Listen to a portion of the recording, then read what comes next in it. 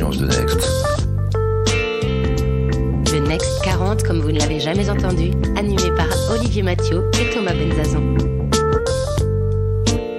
Nous repartons dans le monde des entrepreneurs, du Next 40, toujours avec Olivier Mathieu et toujours avec notre invité Alexandre Pro, cofondateur de Conto. Je ne te redis pas bonjour, tu étais déjà avec nous et je ne peux que recommander à tous les auditeurs s'ils n'ont pas encore découvert la première partie de ton épisode, d'aller découvrir ce qui a fait en grande partie la réussite de Conto. On a parcouru vos débuts, les problématiques par lesquelles vous êtes passés, mais maintenant ce qui nous intéresse avec Olivier, c'est de comprendre ce qui a forgé l'homme et l'entrepreneur. Alors l'homme derrière l'entrepreneur, c'est aussi parce que on te voit, et je pense que c'est confirmé par tous les succès qu'on a pu aborder pendant le premier volet de ton podcast, c'est aussi qu'est-ce qui fait qu'on devient entrepreneur. Alors on sait que tu as déjà, toi, aussi créé une entreprise auparavant, avec le même associé. Et est-ce que c'est une vocation que toi tu avais, et est-ce qu'on peut essayer de remonter un petit peu encore un peu avant, là où tu étais, au lycée, ou est-ce que c'est dans les origines familiales? Ouais, c'est une bonne question. Je pense que j'étais pas prédestiné ou destiné forcément à être entrepreneur. En tout cas, j'avais pas forcément commencé, on va dire, après mes études dans cette voie.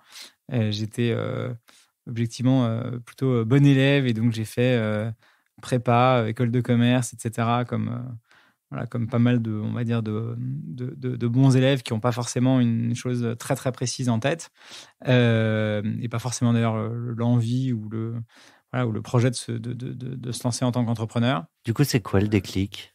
Je pense que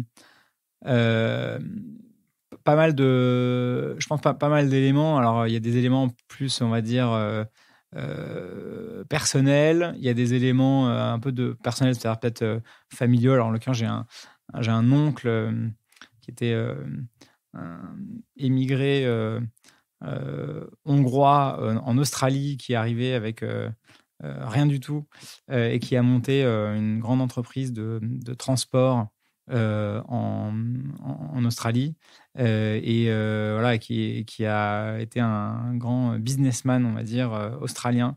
Alors tout ça est assez lointain en plus en termes de géographie, mais c'est assez marrant. Ça t'a inspiré, ça t'a donné une boussole.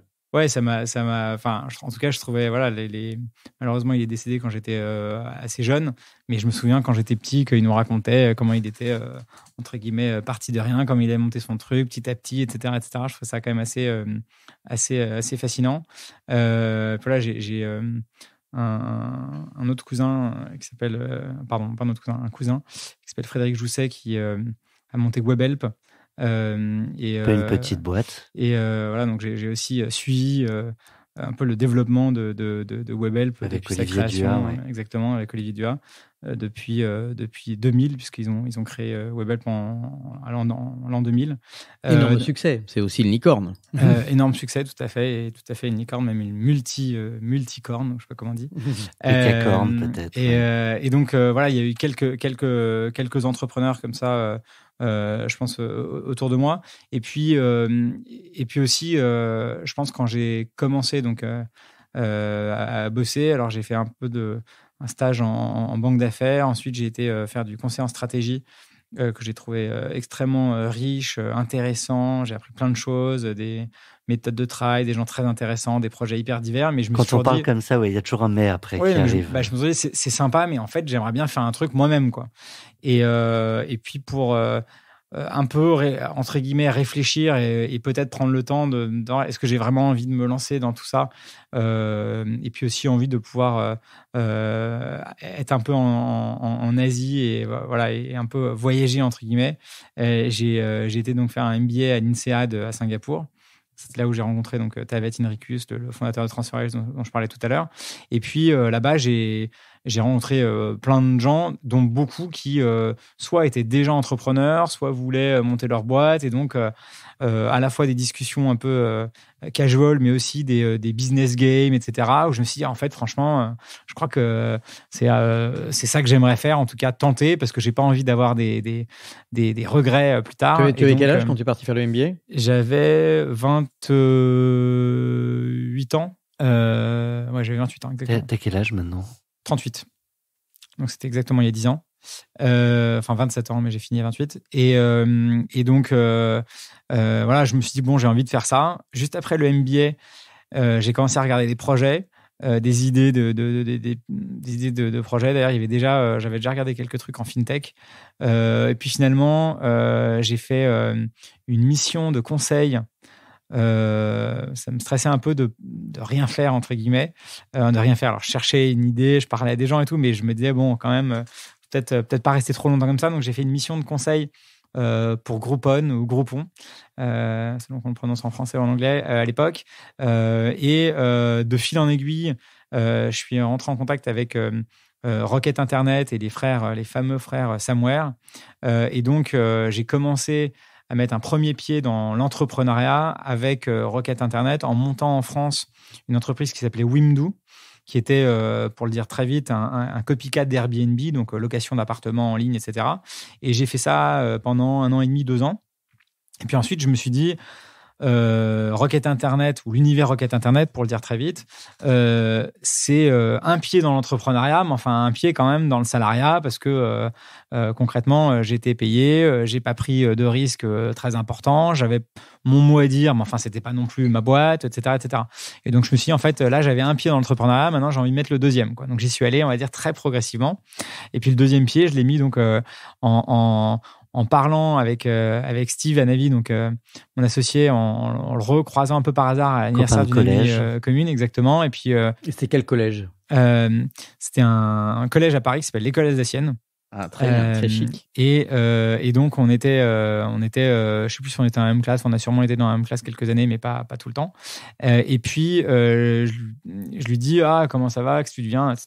Pareil, il me dit, moi, je vais bientôt partir de Groupon, et toi, moi, je viens de partir de Wimdu, je vais monter ma boîte, enfin, j'ai rien monté une boîte, je suis en train de creuser des idées, etc. Et puis, on s'est dit, prenons un café, ce serait sympa de se reparler à l'occasion, parce qu'on était une soirée avec de la musique, etc. Bref, pas forcément le meilleur moment pour parler. Mais c'est pas là qu'a été construit tout le business model de. Exactement. Et du coup, on s'est revus après. Et puis, de fil en aiguille, on a un peu testé aussi notre association. On a fait c'était assez marrant. On a fait un startup week-end ensemble.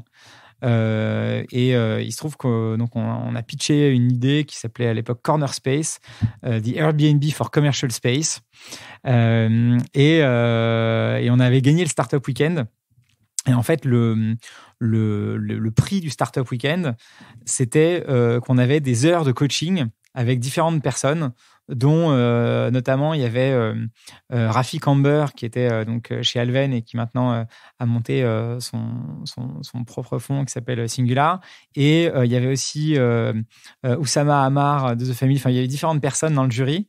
Et donc, on a gagné des heures de coaching gratuit, entre guillemets, avec ces personnes-là. Et c'est comme ça qu'on est rentré en contact avec Alven et que Alven a investi dans notre première boîte, puis notre deuxième, donc Conto. Donc voilà, tout ça, c'est un peu le fruit des rencontres, du hasard. Voilà. C'est, en parenthèse, c'est devenu quoi, Wimdu? Wimdu, alors c'est j'allais dire rentrer assez vite dans le mur. Enfin, assez vite au bout d'un certain temps, mais en ayant cramé pas mal d'argent. Non, j'y étais plus. Nous, moi, j'ai donc lancé la France, qui est assez vite devenu le plus gros pays pour Wimdu.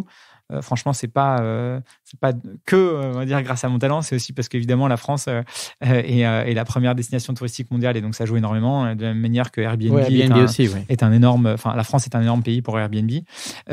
Et en fait, on avait des bureaux locaux dans différents pays, donc dont la France. Et à un moment, on a décidé de centraliser à Berlin, à la fois pour des raisons de business model, de coûts, mais aussi en fait, on avait déjà atteint une certaine notoriété, une certaine taille en France. Et à ce moment-là, je me suis dit que moi, j'avais envie de faire autre chose, que j'avais pas forcément envie d'aller à Berlin, que ce qui m'intéressait, enfin même si j'y étais beaucoup pour le boulot, mais pas de m'installer à Berlin, et que c'était le bon moment pour moi pour partir et voler de mes propres ailes pour faire quelque chose moi-même. Et puis la boîte s'est arrêtée, je sais plus, 18 mois plus tard, donc pas mal de temps après. Moi, j'avais une question qui est sur... alors, du coup, je rebondis sur le fait que tu étais à l'école alsacienne.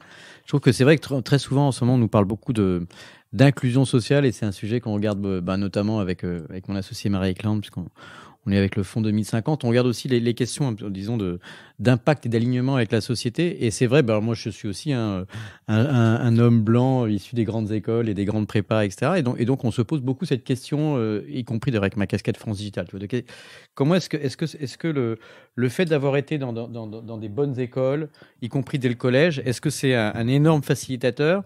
Est-ce que c'est un problème? Sachant qu'il nous semble que, tu vois, dans la Silicon Valley, et je te pose la question à toi, au-delà de l'entrepreneur que tu es, tu vois, les questions d'inclusion et de diversité sont considérées comme des atouts. C'est-à-dire le fait de venir de milieux différents, de quartiers différents, de formations différentes, et que ça crée des dossiers, des startups plus créatives, plus résilientes, avec des rencontres de culture.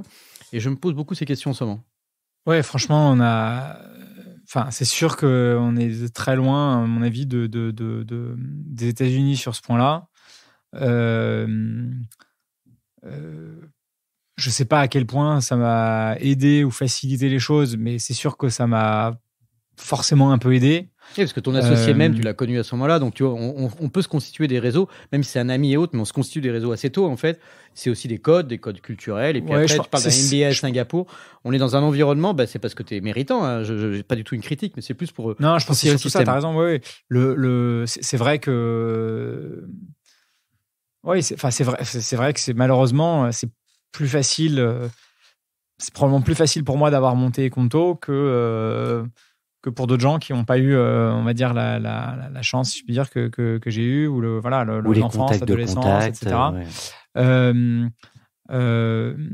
Après, évidemment, ça suffit pas, mais ça peut un peu faciliter les choses. Je pense qu'aux États-Unis, et c'est quand même la beauté il y a plein de choses qu'on peut critiquer aux États-Unis, mais la beauté quand même du modèle, c'est qu'il y a quand même des talents du monde entier qui viennent pour créer, pour innover, etc. Quand on parle de... alors, c'est un peu tarte à la crème, mais Elon Musk, il n'est pas américain. Il y a tellement... Peter Thiel, il n'était pas américain. Il est allemand, c'est ça? Ouais, il est allemand. J'ai oublié son nom, mais le créateur de Moderna, qui est un Français. Stéphane Bancel. Exactement. Stéphane Bancel, il est français. Et franchement, c'est incroyable, tous ces talents. C'est un peu la culture de la frontière. C'est un peu le brain drain. Le fameux American Dream. Mais du coup, est-ce que tu verrais des choses, à force d'avoir toi voyagé, travaillé avec des étrangers, puis réussi avec succès le développement de Conto, des choses qu'on devrait faire en France pour favoriser aussi cet ascenseur social? Commencer par louer l'appartement à côté, dans la rue de Conto, pour faire venir des étrangers. Ouais, non, je pense que les étrangers, franchement, on commence à être meilleurs. En tout cas, nous, je trouve que chez Conto, on est franchement bon sur le sujet, et que dans notre executive committee, il y a il y a une américaine, il est à moitié espagnol, Jordi, à moitié espagnol, à moitié suédois. Lise, elle est américaine. On a, je disais tout à l'heure, 40% de non-français dans l'équipe, franchement, ce qui est très important. C'est un très bon score par rapport à la moyenne française. Notamment parce que, vu le fait qu'on a un bureau à Paris aujourd'hui, donc c'est vraiment très international. Donc ça, je trouve franchement, on le fait plutôt bien. Et d'ailleurs, dans les équipes, c'est peut-être encore plus vrai dans les équipes tech et produits. Et donc peut-être que le salut, je sais pas si c'est le bon terme, passe par la tech aussi. Parce qu'en fait, il y a une telle pénurie de talents tech que je suppose... on est obligé d'aller chercher que c'est plus facile si on n'a pas forcément les bons diplômes ou les bons le bon environnement familial, culturel, en tout cas pas le plus facile. Tu sais coder. C'est un peu l'idée. Ouais, alors il faut un peu plus que ça. Il y a des opportunités, des postes à aller chercher. Ouais, exactement. Je pense qu'il faut savoir coder effectivement, mais il faut savoir aussi interagir avec son équipe. Voilà, il y a aussi une des choses qui peut être un peu restrictive, mais en général, pour les techs, c'est pas forcément un gros problème, mais c'est qu'on veut absolument que tous les gens de l'équipe parlent anglais, ou en tout cas puissent échanger en anglais. Donc ça, d'ailleurs, je me suis posé la question là, il y a quelques jours. Je me disais peut-être qu'on devrait mettre en place un système de cours d'anglais, et proposer aussi à des gens qui parlent pas anglais de nous rejoindre, et qu'en 6 mois, 9 mois, 12 mois, on les fasse monter en compétences en anglais. Le problème, c'est qu'effectivement, tous nos documents, tous nos trucs internes, ils sont en anglais. Donc, bon, Pour l'instant, pour être honnête, on l'a pas encore, on l'a pas encore fait, mais peut-être que c'est un truc qu'on devrait faire. Mais c'est vrai que ce que tu dis, Olivier, est très vrai. Je pense qu'on devrait et on pourrait faire encore beaucoup mieux sur nous, je crois qu'on a un tout petit peu moins de 40%, 39%, je crois, de femmes dans l'équipe. Je pense qu'on pourrait faire mieux, mais c'est déjà pas si mal que ça. Mais je trouve que ça, j'ai l'impression que ça, c'est en train de se faire. Je dis pas du tout qu'il faut plus en parler ou plus y penser, mais j'ai l'impression que ça, c'est en train de se faire. En revanche, sur la partie plus intégration de, on va dire, différences culturelles, sociales, etc., je trouve que là, on en est vraiment encore loin. La même manière sur la place du handicap et de l'inclusion. Enfin, je trouve que l'égalité ou l'équité femmes-hommes, franchement, je trouve que on voit qu'on va y arriver. Je suis assez d'accord. C'est vrai que l'homogénéité sur les autres aspects est plutôt une tendance qui a l'air d'avoir une forte inertie. Ouais, exactement. Et j'ai l'impression que ça, c'est des trucs où on voit que si on n'amorce pas vraiment avec des gros moyens, des gros efforts et des grosses énergies, ça va pas se faire, quoi. Enfin, en tout cas, pas du tout de suite. Donc c'est ça, je pense qu'il y a des choses à faire. PPDA dans les Guignols de l'Info aurait dit sans transition la suite.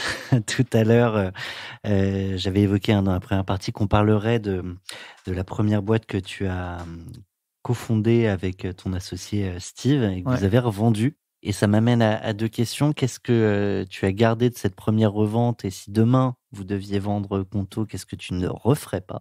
Plus largement, qu'est-ce que tu as tiré de cette première expérience que vous avez pu mettre dans Conto pour gagner du temps? Et éventuellement, on parlera d'un rachat peut-être potentiel de Conto un jour. Franchement, je pense que ce que j'en ai gardé, c'est un super associé avec qui on a vraiment renforcé notre duo.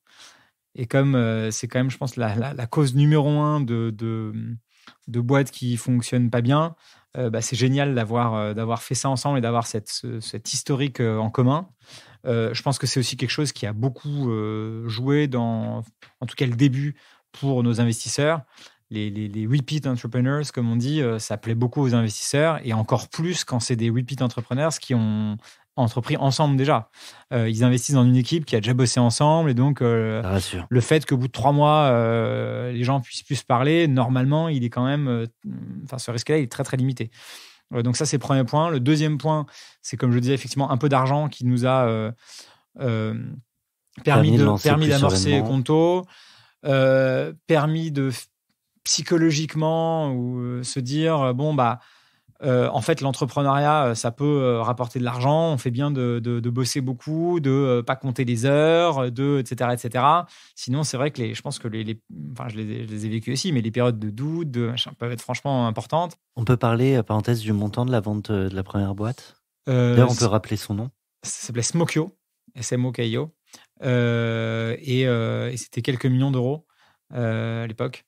En tout cas, ça a permis de rebondir et de pouvoir financer le début de Conto. Est-ce que le rapport au risque est quelque chose qui est un moteur chez toi ou ça peut être un frein? Enfin, parce que tu vois, c'est beaucoup tu le disais tout à l'heure, il y a toujours des raisons de pas entreprendre, notamment quand tu poses la question à ta propre famille ou à tes amis qui te veulent plutôt du bien, ils disent c'est risqué. Et donc, est-ce que toi, est-ce qu'il y a des façons, tu vois, de faire passer ce message-là en termes d'héritage aussi vis-à-vis des futurs entrepreneurs? Comment prendre cette question du risque et se décomplexer par rapport à ça?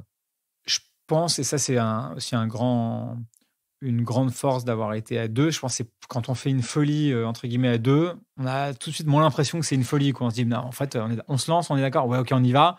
Du coup, on se dit, franchement, je suis pas complètement taré, on est deux. Si l'autre a fait aussi ça, c'est que franchement, ça doit pas être complètement nul, etc. Donc ça, je pense que c'est un élément vraiment, vraiment important d'être deux pour ça. Je pense que moi, d'ailleurs, je suis peut-être un peu plus risque adverse que Steve, mon associé. Donc, je pense que il m'a peut-être un peu plus tiré ou poussé à me jeter dans la piscine ou je sais pas dans quoi, mais en l'occurrence dans le grand bain. Dans le grand bain. Franchement, la première fois, c'était plus difficile. Enfin, j'avoue qu'on a eu beaucoup de chance parce que quand on a revendu une première boîte, qu'on a gagné un peu d'argent, que ça s'est bien terminé, etc. Franchement, on n'a qu'une envie. En l'occurrence, à l'époque, nous, on a eu la chance de la boîte s'est fait racheter au bout de 2 ans, un peu plus de 2 ans. Donc, c'était assez rapide. Et pour un montant qui était assez important pour qu'on se dise c'est cool, on a gagné un peu d'argent et on va pouvoir en réinvestir un peu. Et on s'est pas dit non plus, on va s'arrêter de bosser et on va prendre notre retraite, etc. Si demain tu vends Conto, t'arrêtes de bosser ou il y a un truc qui est derrière qui est plus fort que toi de... Je sais pas, je pense que chacun a aussi un contexte, on va dire, personnel qui est assez différent. En l'occurrence, moi, pour prendre un exemple très concret, j'avais pas d'enfant à l'époque. Là, j'en ai 2 et bientôt 3 cet été. Donc, ça change aussi pas mal de choses. Merci. Ça change aussi pas mal de choses. Voilà. Et donc, vie de famille avec ma femme, les enfants. Enfin, bref, il y a aussi pas mal de choses. Et puis, le confinement est passé par là. Donc, on se dit peut-être, je sais pas, je me dis peut-être qu'un jour, je vivrai en dehors de Paris, etc. Bon, bref, franchement, c'est pas du tout pour maintenant. Mais s'il n'y a pas que le travail dans la vie, est-ce que c'est pas l'occasion de lancer un petit générique? J'ai entendu 10 millions de Parisiens dire la même chose. Allez, relaxez-vous. Et maintenant, on parle de vous? Tu viens de nous parler, Alexandre, du fait que tu avais maintenant une famille, ce qui n'était pas forcément le cas au moment de ta première expérience entrepreneuriale. Mais c'est intéressant aussi pour tous nos auditeurs de comprendre comment, après autant de levées de fonds, la croissance des effectifs, etc., qu'est-ce qui aussi sont les autres moteurs peut-être d'Alexandre Pro? C'est-à-dire, est-ce que c'est où est-ce que tu vas trouver de l'inspiration, où est-ce que tu arrives à te ressourcer, finalement tu viens de nous faire comprendre qu'il n'y a pas forcément que le travail, ce qui me semble assez sain. Malgré tout, je pense que tu passes quand même beaucoup d'heures. Donc qu'est-ce qu'il y a d'autre? Franchement, j'y passe énormément d'heures et c'est clair que quand on se lance là-dedans, il vaut mieux être prêt. En fait, on pense qu'on va y passer pas mal de temps et en fait, on en passe encore plus. Donc, mais effectivement, je pense que ce qui est complètement grisant, c'est franchement la boîte qui se développe, qui grandit, les clients qui sont contents. Franchement, c'est hyper grisant. Moi, ça m'arrive maintenant assez souvent alors, pas trop avec le confinement, mais enfin, avant, et puis là, depuis quelques jours ou quelques semaines, de rencontrer des gens, amis d'amis, etc., ou même des gens, quelquefois, je croise par hasard, qui me disent « Ah, je suis client Conto, je suis hyper content et tout ». Franchement, c'est génial d'entendre ça, quoi. Il y a aussi, je vous rassure, pas mal de gens qui me contactent sur LinkedIn ou autre pour me dire « Je ne suis pas du tout content, j'ai eu un problème, etc. » Bon, donc, il y a aussi ça et je fais aussi le SAV. Le SAV pour ce genre de cas. Mais il y a beaucoup de cas très positifs de gens très contents et franchement, c'est hyper grisant de se dire il y a 4 ans, il n'y avait rien. Aujourd'hui, il y a plein d'entreprises, plein d'entrepreneurs qui sont hyper contents. En Allemagne, en Italie, en Espagne et évidemment en France. Franchement, c'est hyper, c'est réjouissant, hyper satisfaisant. L'équipe, c'est génial aussi. Donc, déjà plus de 300 personnes dans l'équipe, de se dire, encore une fois, il y a 4 ans, on était tous les deux avec Steve, on était là sur un petit morceau de papier, et là, il y a une équipe, des gens franchement hyper bons, hyper forts. Avec les levées de fonds qu'on a faites, on a les moyens, on va dire, financiers et aussi en termes de marque employeur, de recruter des talents géniaux.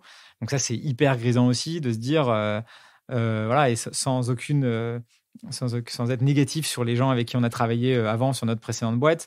Il y avait des super talents aussi d'ailleurs. Mais ça a pas, voilà, on avait une douzaine de personnes dans l'équipe.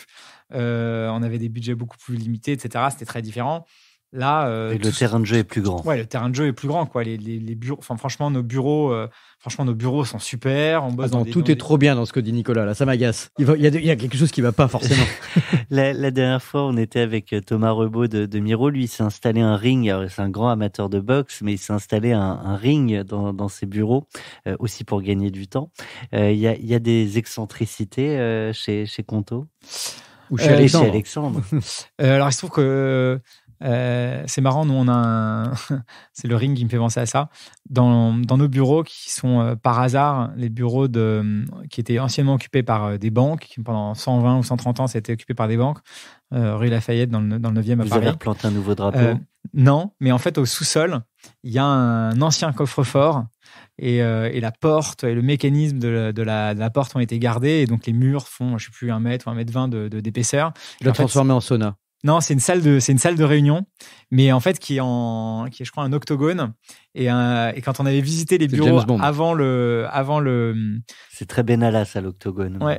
Avant les travaux, on s'était dit là on pourrait faire un ring ou un truc ou je sais pas quoi. Bon, finalement on a fait une salle de réunion avec MMA. Non, moi je pense que pour revenir aussi à la question d'avant sur je pense que chacun évidemment est hyper différent. Moi, je suis hyper content de ce qu'on fait. Je trouve que intellectuellement, c'est hyper stimulant. C'est génial. Il y a 2 semaines, ou 3 semaines, j'étais à Milan pour préparer l'ouverture du bureau. J'ai rencontré des clients italiens qui me racontaient ce qu'ils trouvaient bien et Conto, ce qu'ils trouvaient moins bien.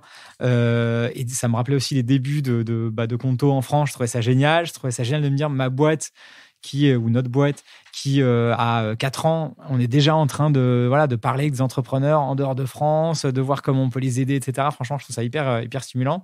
Et puis, quand je veux un peu décompresser, oublier un peu le boulot, alors j'ai du mal à complètement oublier le boulot, j'avoue. Respirez. Pardon, mais il faut qu'on soit au taquet pour les jingles.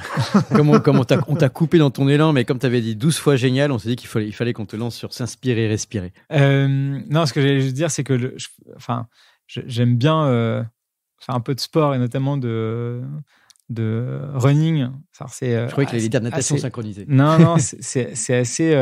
c'est marrant parce que c'est venu un peu par hasard il y a quelques années. Mais comme beaucoup de gens, je trouve que c'est très... Voilà, ça permet de vider la tête. On est avec son short, ses chaussures et on peut le faire un peu de n'importe où. Voilà, moi j'ai pendant les dernières années, je sais pas, plusieurs fois par semaine. Alors j'essaie de le faire 2 fois par semaine. On va courir 3 quarts d'heure et franchement, je trouve que j'ai l'impression que je prends des décision 10 fois meilleure juste après. J'ai l'impression que je suis beaucoup bien meilleur pour plein de choses après avoir couru un peu. Et donc ça, c'est aussi un truc qui m'aide à rester. Ça veut dire que tu penses pendant que tu cours ou en fait tu décompresses tellement que à la sortie, ton esprit est vide et prêt à prendre des décisions? Ah, franchement, j'ai un peu honte de ce que je vais dire, mais je le dis quand même. Je pense que je pense pendant que je cours, mais que comme mon cerveau est aussi focalisé sur le mouvement physique, il trie un peu mieux les trucs accessoires, les trucs importants. Et du coup, les décisions ou les arbitrages ou les questions m'apparaissent plus nettement sans, on va dire, toutes les petites fioritures ou des choses qui peuvent venir polluer une décision. Et en fait, souvent, j'ai des espèces d'eureka quand je cours. Je me dis, mais en fait, c'est ça qu'il faut faire. Maintenant, je vois le truc assez clairement, etc. Et Non, mais je pense que ça déstresse aussi. Enfin, il y a plein de. Il y a aussi effectivement probablement le côté même métabolisme physique, endorphine, etc. Tout ce qu'on commente assez souvent, quoi.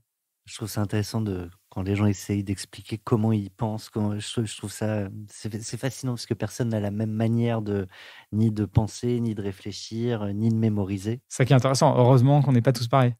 Alors, il n'y avait pas qu'une question surprise pour toi, Alexandre.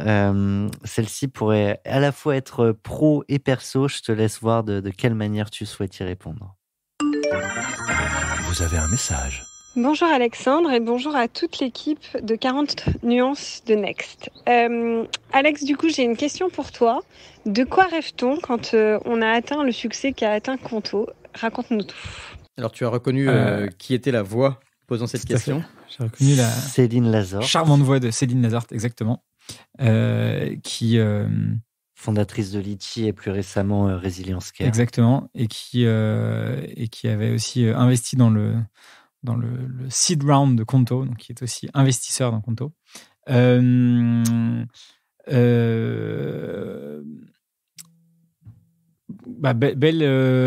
belle et grande question de à quoi rêve-t-on. Je pense que si je fais rapidement une réponse sur le plan professionnel, franchement, c'est de continuer encore quelques années le super développement de Conto avec, 500 000, 1 million de clients hyper contents, un NPS hyper élevé et une équipe probablement encore plus grande parce que c'est des besoins qu'on a. On n'a pas d'objectif d'avoir une équipe beaucoup plus grande, mais c'est probablement ce qui va se passer. Et c'est assez génial de voir ça avec des bureaux qui se développent bien à l'étranger, etc. Enfin, en Allemagne, Italie, Espagne, comme on en parlait pendant l'échange. Franchement, c'est hyper grisant de voir ça. Et donc, j'ai envie de continuer l'aventure encore quelques années au moins. Ça, c'est... voilà, donc je rêve de rien en particulier. Peut-être qu'un jour, il y aura une introduction en bourse. C'est assez à la mode en ce moment. Non pas que ce soit franchement un rêve en soi, mais c'est évidemment une étape assez importante de développement de l'entreprise. Et donc, peut-être qu'il y aura ça dans quelques années. Et puis, d'un point de vue personnel, j'avoue que J'ai passé les 3 confinements ou semi-confinements à Paris. Et donc, franchement, je ne rêve que d'une chose, c'est de grands espaces, je fais un peu de plongée sous-marine et j'adorerais pouvoir aller plonger avec ma femme et voir des poissons. Et voilà, donc je rêve un peu de ça. Je rêve un peu de ça en ce moment et j'espère qu'on pourra faire ça bientôt. Waouh! On n'est pas tous pareils, mais on prend tous des claques dans notre vie. Et je trouve que c'est d'autant plus amusant ou ironique de te poser la question, parce que là, tu viens de redire tout ce qui était génial, la qualité de tes employés, l'ouverture de tes bureaux à Milan, en gros, l'enthousiasme que tu as à avoir levé des fonds, à ouvrir des nouvelles frontières, etc. On n'est pas venu saper ton enthousiasme. Et donc, non, mais quand on voit quelqu'un qui nous agace trop avec son bon moral, on a envie quand même de dire aussi aux auditeurs, c'est une plaisanterie évidemment, mais de dire aux auditeurs, bah oui, sur le parcours entrepreneurial, même si c'est devenu tellement une sorte de, c'est un peu galvaudé maintenant de le dire, mais enfin, je trouve que c'est intéressant de le répéter, c'est qu'en fait, très souvent, on est quand même tombé, puis après on s'est relevé. Et ça peut être des petites claques ou des grandes claques. Parfois, c'est plus personnel. Et puis, dans certains cas, c'est plus professionnel.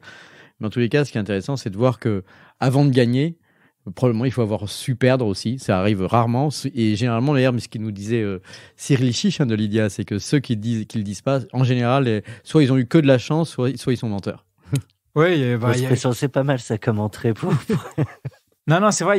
J'ai oublié du coup de répondre maintenant. Non, il y a eu plein de claques de plein de niveaux. Je pense que, je dirais, en intro, je pense que ce qui est vraiment dur, ce que j'ai trouvé moi le plus dur, ce que je trouve aujourd'hui encore le plus dur, c'est la partie humaine, au sens gestion de l'équipe et recrutement, etc. C'est-à-dire que moi, plusieurs claques, c'était de vouloir recruter quelqu'un, d'avancer pas mal dans le processus de recrutement, et puis on a l'impression que c'est on va dire un coup de foudre un peu réciproque, etc. Et puis à la fin, on se prend une claque, un peu d'ailleurs comme dans la vie amoureuse potentiellement, où en fait la personne dit bah non, en fait moi j'ai bien réfléchi, en fait je vais pas vous rejoindre.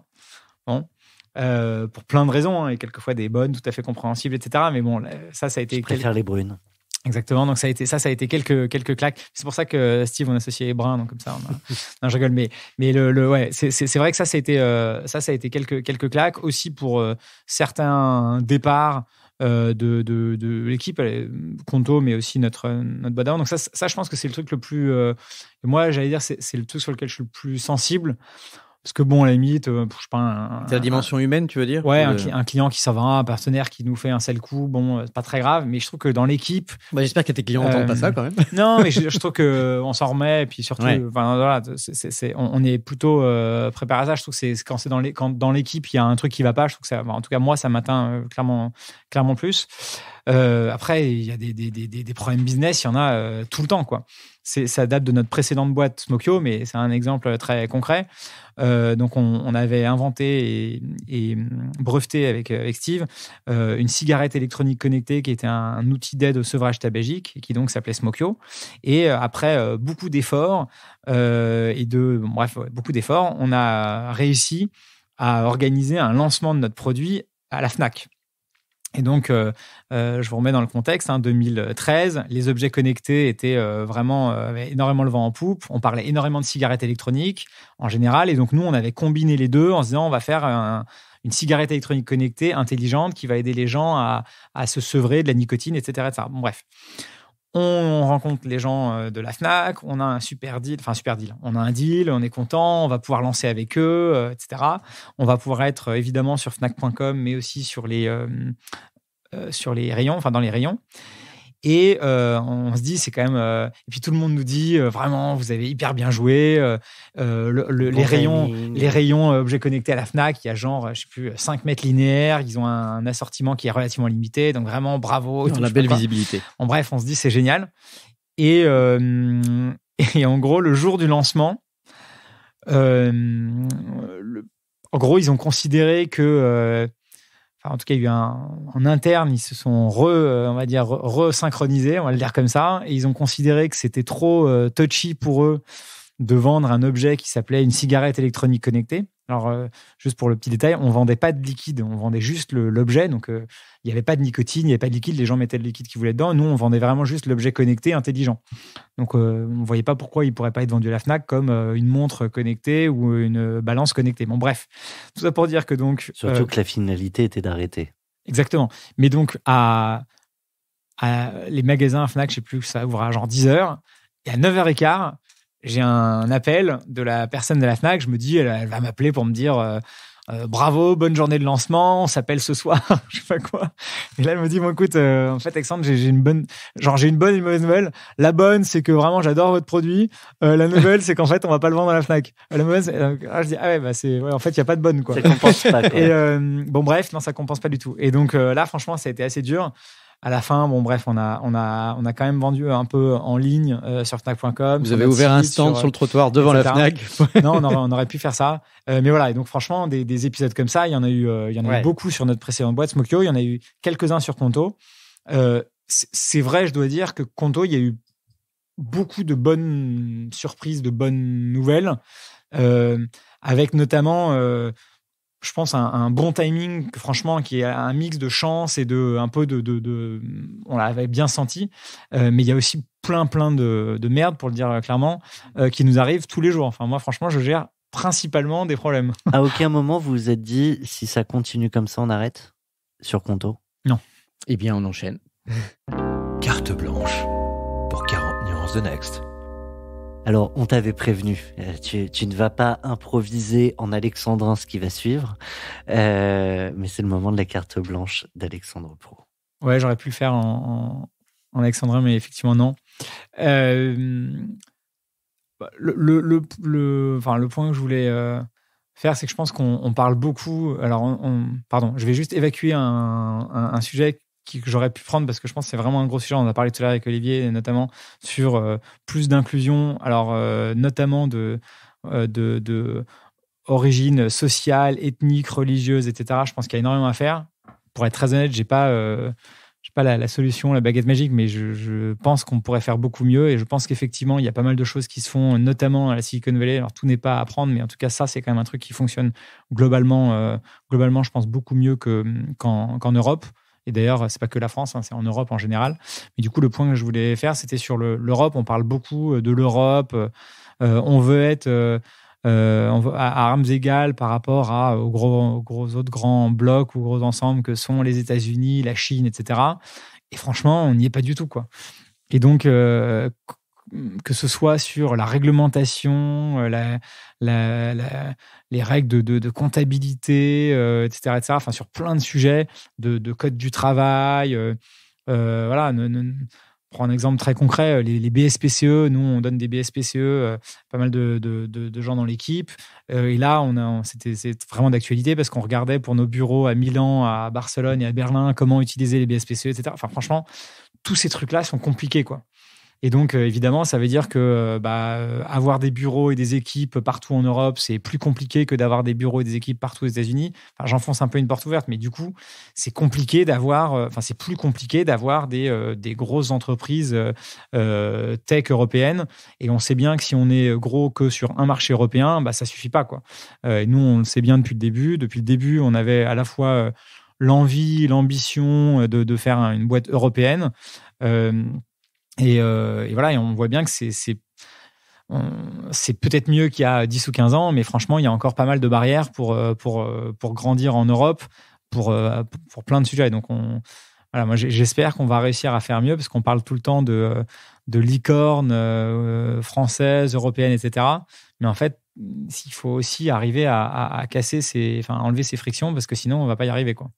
Et après, on parle aussi des capitaux et des fonds d'investissement. Et c'est vrai, il y a sûrement aussi des choses qu'on peut améliorer là-dessus. Mais je pense que d'un point de vue purement business, il y a plein de choses qu'on pourrait encore simplifier, quoi. Mais les Européens ne sont pas forcément les meilleurs pour simplifier. Je ne sais plus quelle était la fameuse citation, mais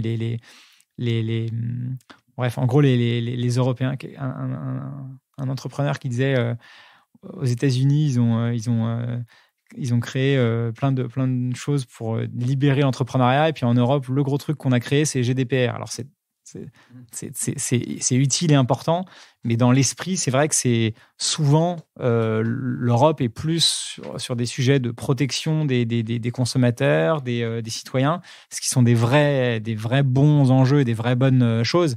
Mais si on est trop sur ces sujets-là et pas assez sur ce qui peut faciliter l'esprit d'entreprise, c'est malheureusement voilà, ça pousse peut-être les entrepreneurs, ou en tout cas les grands entrepreneurs, à pas forcément être en Europe, ou pas forcément à faire de grandes boîtes en Europe, quoi. Puis au final, les consommateurs vont donner toutes leurs données à Facebook et Google. Ouais, ça c'est un peu franchement la caricature, et on en a pas mal parlé pendant tout l'épisode Covid et la pandémie.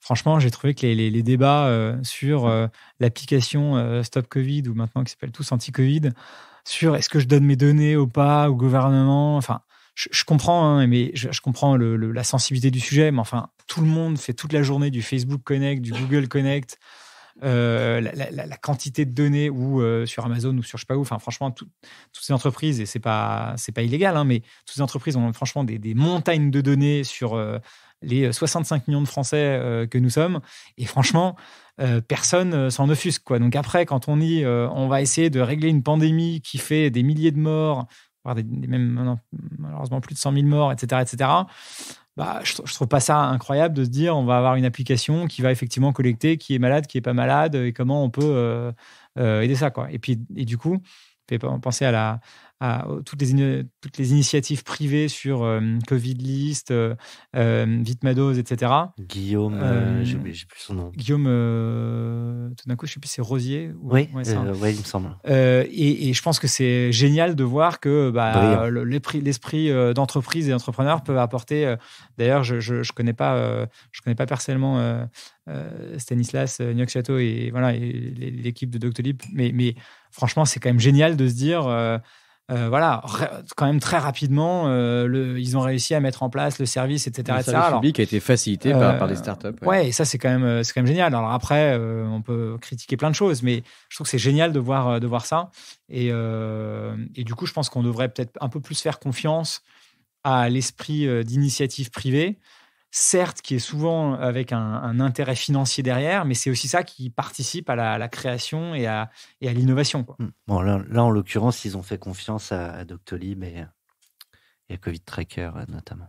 Ouais, mais pas forcément aussi vite que ce qu'ils auraient pu. Et beaucoup de commentaires sont « Ah, mais est-ce que vraiment on a bien fait, etc. » Moi, j'étais assez frappé. Le gouvernement allemand a fait appel à Doctolib avant le gouvernement français. C'est quand même assez frappant, quoi.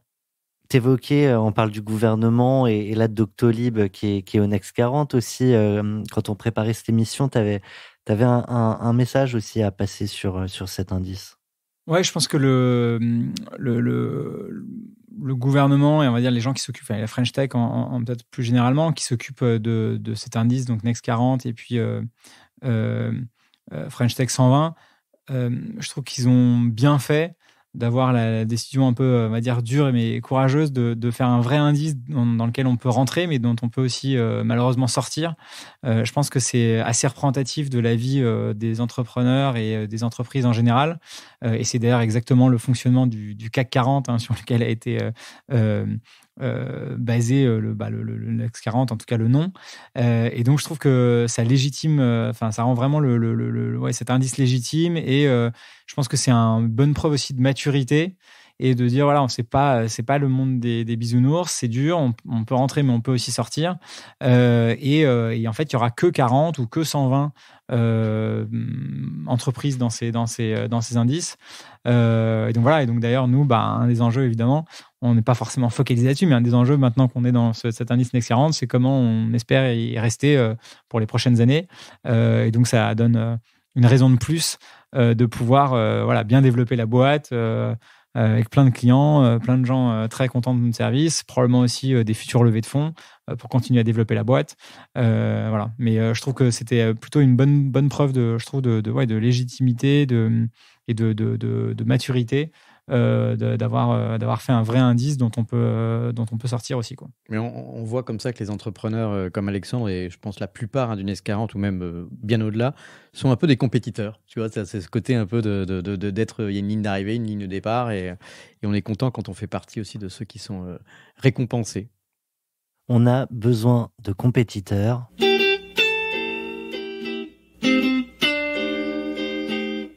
et on a besoin de compétitrices. Absolument. Donc, on arrive à la fin de ton podcast, Alexandre. Et il s'agit de mettre en avant une entrepreneur ou plusieurs entrepreneureux au féminin pour attirer un petit coup de projecteur.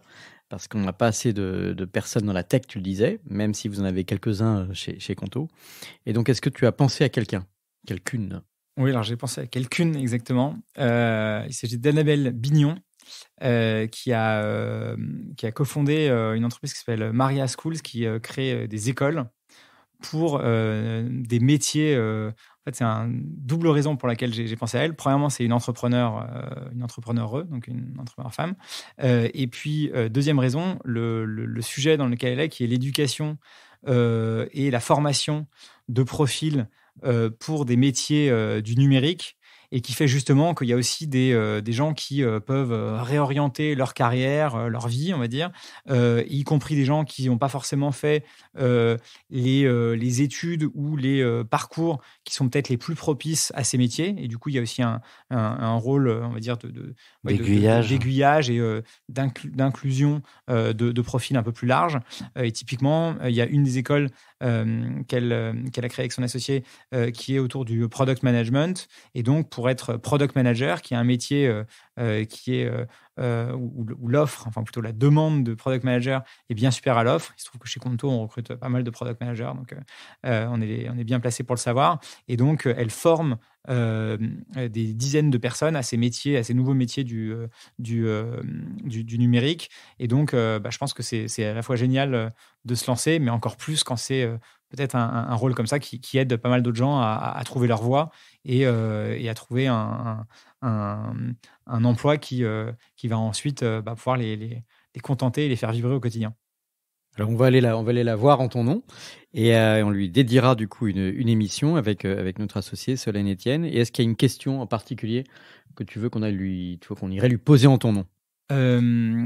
Alors, la question que je lui poserais, c'est un peu une double question, mais si tu te parlais à toi il y a 10 ans, qu'est-ce que tu te dirais? Et en particulier, puisque tu es une femme, qu'est-ce que tu penses qu'il faut dire à des femmes, je sais pas, collégiennes, lycéennes, des jeunes filles collégiennes, lycéennes, pour qu'elles pensent à aller dans la tech, que ce soit en tant que, on va dire, fondateur, entrepreneur, ou en tant que salarié dans une boîte tech, y compris dans des métiers traditionnellement plus masculins comme les développeurs, par exemple, ou les product managers. Eh bien, un grand merci à toi, Alexandre. On avait dit au début du premier épisode 40 nuances de Next d'Alexandre Pro qu'il répondrait sans tabou. Je pense que le contrat est rempli. Sans tabou, avec beaucoup de passion. C'était hyper sympa de jouer le jeu. Merci. Merci à tous les deux. 40 nuances de Next. Le Next 40, comme vous ne l'avez jamais entendu, animé par Olivier Mathieu et Thomas Benzazan.